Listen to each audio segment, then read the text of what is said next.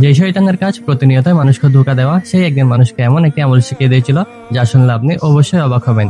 জাকাতের খেজুর পাহাড় দেওয়ার সময় হযরত আবু হুরায়রা রাদিয়াল্লাহু তাআলা আনহু একজন চোরকে পরপর 2 রাত হাতে নাতে ধরে ফেলেন, কিন্তু পরিবারের অভাব এবং কষ্টের কথা বলার কারণে তাকে প্রথম এবং দ্বিতীয় রাত দয়া করে ছেড়ে দেওয়া হয়। কিন্তু তৃতীয়বারও সে আবার চুরি করতে আসলে আবু হুরায়রা রাদিয়াল্লাহু তাআলা আনহু তাকে আবারও ধরে ফেলেন এবং বললেন, এবার আর তোমাকে ছাড়বো না, রাসূলুল্লাহ সাল্লাল্লাহু আলাইহি সাল্লামের নিকটে নিয়ে যাব।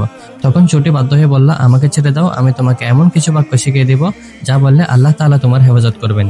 রাতে ঘুমানোর আগে আয়াতুল কুরসি পাঠ করলে আল্লাহ তাআলার একজন রক্ষক তোমার সাথে থাকবে এবং সকাল পর্যন্ত কোনো শয়তান তোমার কাছে আসতে পারবে না।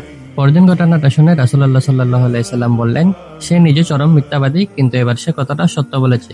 আর লোকটা আসলে স্বয়ং শয়তান ছিল।